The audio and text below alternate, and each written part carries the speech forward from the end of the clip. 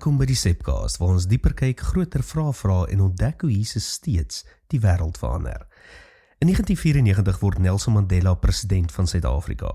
Dit bly een van die merkwaardigste oomblikke van die moderne geskiedenis. Na 27 jaar in die tronk kon hy maklik sy hele lewe gedefinieer het deur wat aan hom gedoen is, maar hy kies iets anders. Hy kies om sy toekoms nie deur sy wond te laat regeer nie. Dis 'n vraag wat die Bybel al lankal vra. Wat gebeur wanneer jou pyn nie meer die hoofkarakter van jou verhaal is nie? Josef verstaan hierdie vraag beter as die meeste mense. As jong man word hy deur sy eie broers verkoop.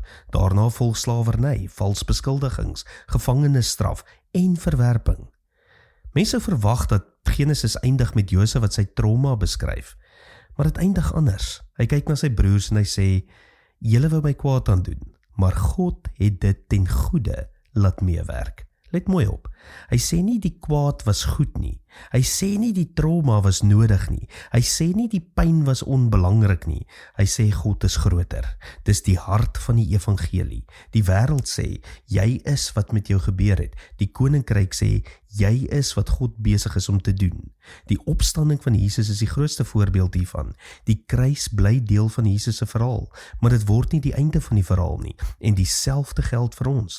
Ons wonde is werklik, ons herinneringe is werklik, ons trane is werklik, maar hulle is nie die finale woord nie. Prakties beteken dit dat ons moet ophou om onsself voor te stel volgens ons pyn.